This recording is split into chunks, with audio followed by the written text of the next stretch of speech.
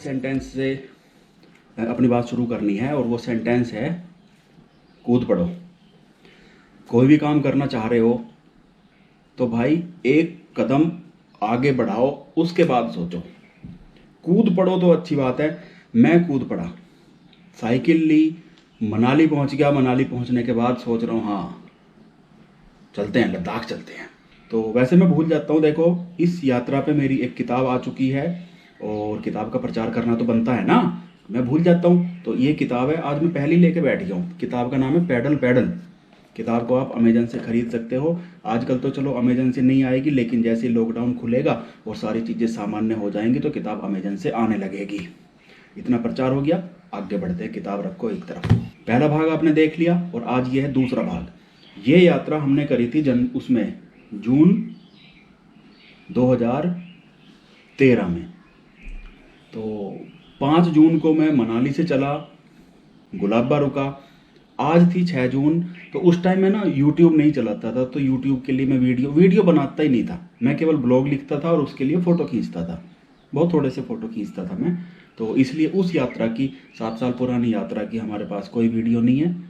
इन्हीं को ही जो हम आपसी बातचीत कर रहे हैं और बीच बीच में फ़ोटो दिखाएंगे, इन्हीं को आप वीडियो समझ लेना। चलिए आगे बढ़ते हैं। तो वो तारीख थी 6 जून 2013 और मैं था गुलाबा में। गुलाबा से उठा, ये फ़ोटो आपने देख लिया है। गौ माता ने बेचारी ने मेरी बहुत रक्षा करी, नहीं तो मैं डरा जा रहा था कि यार जंगल में अकेला पड़ा हुआ हूँ, भालू भूलू आ जाएगा तो पता नहीं जिंदा छोड़ देगा नहीं छोड़ देगा। आगे बढ़ते हैं। इस फोटो में लिखा हुआ है यहाँ असली शिलाजीत यहाँ पर मिलता है। चलिए शिलाजीत के चक्कर में मत पड़ना। ये असल में एक वो है, वो मतलब मैगी वाले पराठे वगैरह बना देते हैं, चाय बना देते हैं। और ये सड़क जा रही है रोहतांग पास। सामने जो है पीर पंजाल की पहाड़ियाँ दिखाई दे रही है। जून में पीर पंजाल पे बहुत अच्छी खासी बर्फ़ होती है। ये लोग सुबह आ जाते हैं और यहीं पे कुर्सी मेज डाल के और बनाना शुरू कर देते हैं। शाम को यहाँ से अपना सारा सामान समेट के गाड़ी में रख के वापस। मनाली के आसपास के होंगे ये। चलो अगला फोटो देखते हैं। इस पर लिखा हुआ रोहतांग 26 किलोमीटर। 26 किलोमीटर है और 25 का मतलब है कि मनाली 25 किलोमीटर, तो रोहतांग से मनाली हुआ 51 किलोमीटर। ये कोई वाटरफॉल है, कोई बढ़िया सा वाटरफॉल है ये, और बहुत सारे लोग यहाँ पे रुकते हैं। मैं तो साइकिल पे था, तो साइकिल ने मुझे, बेचारे ने, ये जो छींटे पड़े हुए हैं ना सड़क पे, जो थोड़ा थोड़ा पानी बिखरा हुआ है, इसने मुझे बहुत परेशान किया। ठंडा पानी बिल्कुल। और मैंने एक गलती ये कर दी कि मैं केवल हाफ पैंट पहन के चला गया। हाफ पैंट और टी शर्ट, हाफ पैंट और टी शर्ट। तो पहले दिन भी मैं हाफ पैंट में साइकिल चलाई, दूसरे दिन भी मैं हाफ पैंट में साइकिल चलाने लगा, तो उससे फिर ये ठंडा पानी बगा। ये अगला फोटो देख लो भाई, ये भी एक बहुत फेमस वाटरफॉल है। नाम मुझे पता नहीं है, नाम अगर आपको पता हो तो वही बताना हमें कमेंट करके कि इस वाटरफॉल का नाम क्या है। और ये सड़क वही मनाली से रोहतांग जाने वाली सड़क है। ऊपर उठती हुई आपको जिगजैग जाती हुई दिख रही होगी, है ना। तो मतलब ये नज़ारे बहुत अच्छे अच्छे नज़ारे हैं। 3500 मीटर से के आसपास बुग्याल शुरू हो जाते हैं और पेड़, ट्री लाइन ख़त्म हो जाती है, जंगल ख़त्म हो जाती है। तो ये बहुत अच्छे अच्छे नज़ारे देखने को मिलते हैं। अगले फ़ोटो में भाई ये मेरी साइकिल खड़ी हुई है। ये एक बड़ा प्यारा बैंड था यहाँ पे, और देखो अच्छी तरह देखो यार, कितना बढ़िया प्यारा लग रहा है। ऊपर रोहतांग की पहाड़ियाँ दिख रही है, पीर पंजाल की पहाड़ियाँ, उन्हीं पहाड़ियों में कहीं पे वो है, रोहतांग पास है। तो अभी हम मढ़ी की तरफ चल रहे हैं। तो ये मेरी साइकिल पे देखो, ये आगे एक नीले रंग का कुछ बंधा हुआ है, ये है टेंट।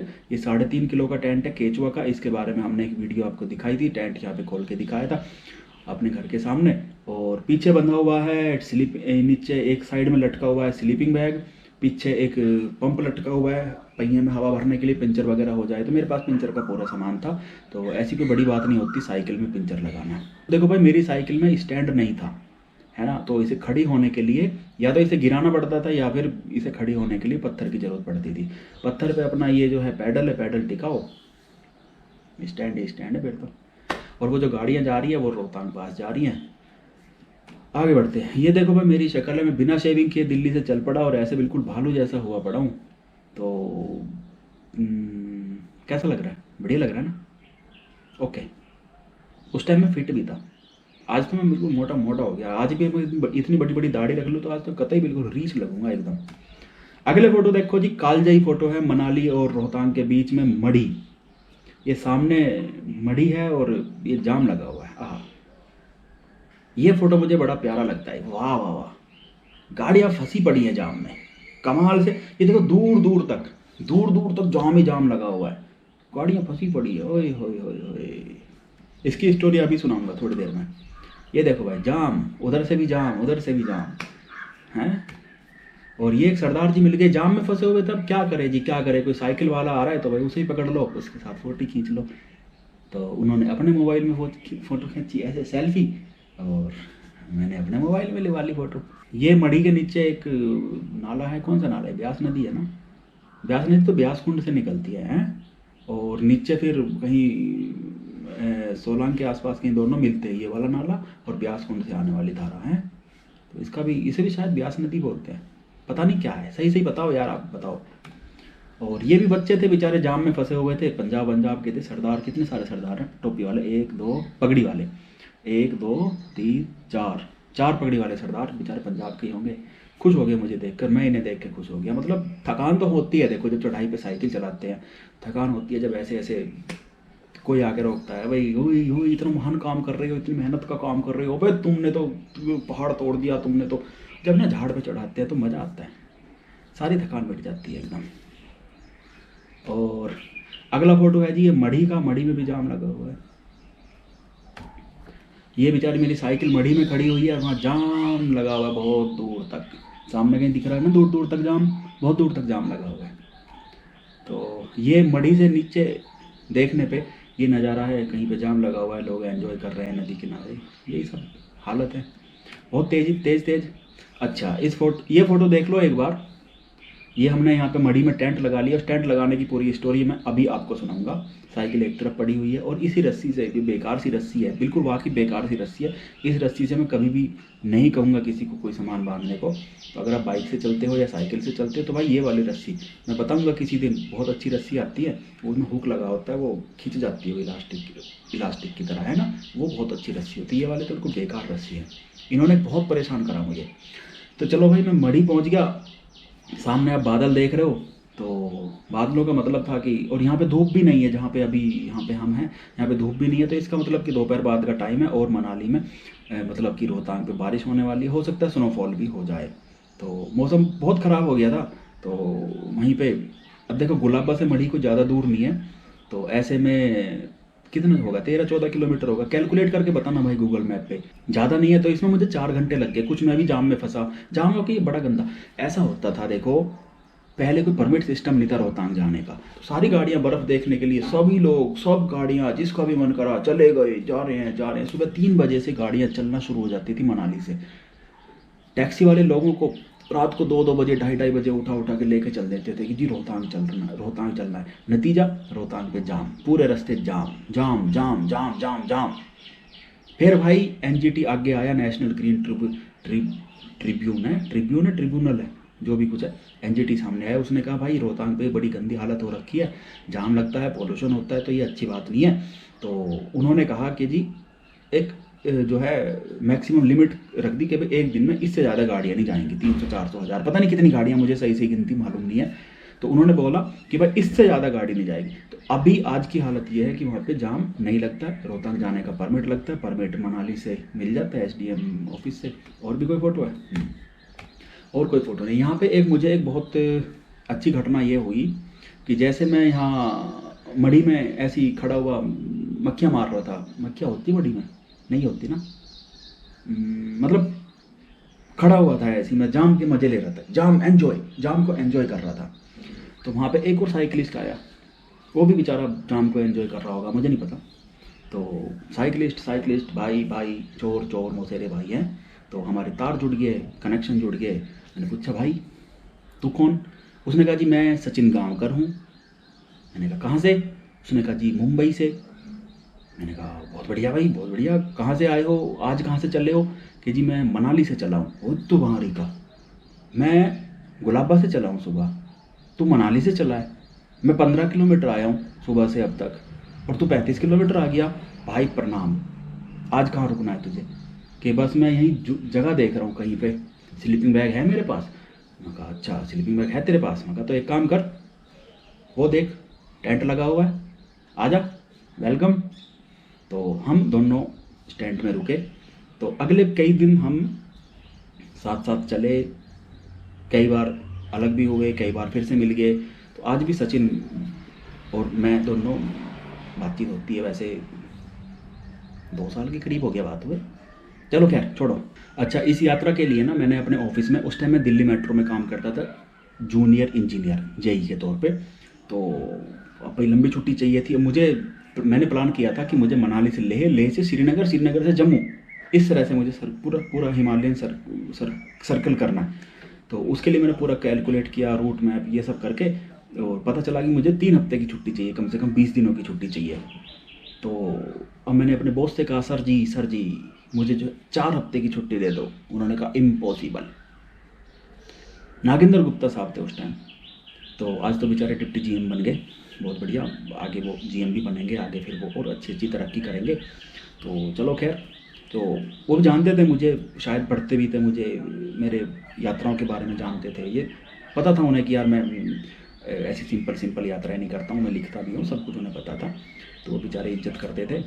तो उन्होंने कहा, भाई देख बाकी सब ठीक है, लेकिन इतनी लंबी छुट्टी नहीं, 4 हफ्ते की छुट्टी नहीं मिलेगी, कम कर। मैंने कहा बताओ जी, आप ही बताओ कितनी कम करूँ। कि 3 हफ्ते की ले ले। मैं कहा जी दे दो।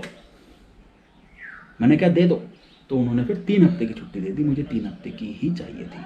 अच्छा, मढ़ी का एक किस्सा और है कि वहाँ पे ना मढ़ी में पहले बहुत सारे ढाबे हुआ करते थे, बहुत सारे ढाबे। तो वहाँ पे खाने पीने की कोई दिक्कत नहीं हुआ करती थी। फिर एक दिन कोई जज साहब पधारे वहाँ पे, तो वहाँ किसी ढाबे वाले से उनकी कोई कहासुनी हो गई। अब जज साहब ने उसे दिल पे ले लिया और उन्होंने वहाँ पे कुछ ऐसा कर दिया कि सारे ढाबे बंद हो गए। एनजीटी में मामला पहुँच गया। उन्होंने कहा जी ढाबे जो है प्रदूषण फैलाते हैं, इन्हें जो सभी को बंद कराओ। तो वो 2013 और 2014 में 2 सीजन में सभी ढाबे जो मढ़ी के बंद रहे थे। तो उससे पहले खुले रहते थे, उसके बाद फिर खुल गए। हम 2016 में बाइक से गए थे, तो वहाँ पे हमें फिर से ढाबे सभी खुले मिले। तो आज जब हम मढ़ी पहुँचे तो हमें सभी ढाबे बंद मिले, खाने की कोई व्यवस्था नहीं, और हम बेचारे भूख से, मैं बेचारा भूख से बिल रहा। तो लेकिन ये अच्छी बात हुई कि हिमाचल टूरिज्म ने वहाँ पे अपना एक स्टॉल शुरू कर दिया था। वो मैगी और कुछ कुछ बना के दे रहे थे, छोटी मोटी चीज़ें, तो उनसे पेट भर गया था। इसके अलावा एक रेस्ट हाउस भी है, शायद टूरिज्म का है या फिर वन विभाग का होगा, या किसी ना किसी का है रेस्ट हाउस वहाँ पे मढ़ी में ही। तो मैं उनके पास भी गया, भाई कमरा दे दो। भाई देखो, टेंट में मुझे कंफर्टेबल नींद नहीं आती है। पिछली रात में टेंट में रुका था, उससे पिछली रात में बस में, ओवरनाइट बस में। तो मुझे कंफर्टेबल नींद की सख्त ज़रूरत थी। मुझे लगा कि 500, 600, 700, 800 में कमरा मिल जाएगा तो मुझे अच्छी नींद आ जाएगी, मेरा काम चल जाएगा। वैसे ही मैं थकान वाली यात्रा कर रहा हूँ। उन्होंने कहा जी कमरे खाली नहीं है। मैंने कहा ओहो, चलो कमरे खाली नहीं है तो फिर अपने लोन में ही टेंट लगाने की अनुमति दे दो। कि जी नहीं, उसके भी पैसे लगेंगे। मैंने कहा फिर तो रहने दो। तो फिर इसलिए हमने सड़क से हट के ऐसी खाली मैदान में यूं ही टेंट लगा लिया। बहुत सारे दोस्त पूछते हैं कि टेंट लगाने के लिए क्या क्या सावधानी बरतनी चाहिए। देखो, हर जगह का टेरेन अलग होता है, हर जगह की फील अलग होती है, हर जगह की एनर्जी अलग होती है। तो मढ़ी की बात यह है कि मढ़ी है ट्री लाइन से ऊपर, रोड के एकदम किनारे है। तो पूरी रात वहाँ पे ट्रैफिक चलता है। तो किसी जंगली जानवर का तो ऐसा कोई डर है नहीं, समझ रहे ना। और टेंट लगाने में सबसे बड़ी बात ये देखी जाती है कि अगर मौसम ख़राब होगा, बारिश होगी, तो आपके यहाँ पे पानी ना आ जाए। जंगली जानवर तो जब आएगा आएगा ही, उसकी बात हम नहीं कर रहे। और जंगली जानवरों की भी अपनी एक कॉमन सेंस होती है। वो उनके लिए टेंट एकदम नई चीज़ होती है। तो चाहे वो शेर आ जाए, चाहे बाघ आ जाए, चाहे तेंदुआ आ जाए, कोई भी कुत्ता आ जाए, कोई भी आ जाए, वो एक बार से सावधान जरूर हो जाएगा। यार ये कोई नया जानवर देखा है, ये कुछ नया आइटम देखा है, ये क्या है। तो हो सकता है वो उसमें आके सूंघे। तो मतलब टेंट में होने से आप पूरी तरह सेफ तो नहीं रहोगे। एक झपट्टा मारेगा, फट जाएगा टेंट। लेकिन नॉर्मली जंगली जानवर भी डरते हैं। तो टेंट लगाते टाइम ये सावधानी बरतनी चाहिए कि भाई आपके यहाँ बारिश होने के केस में पानी ना आ जाए, फ्लैश फ्लड ना आ जाए।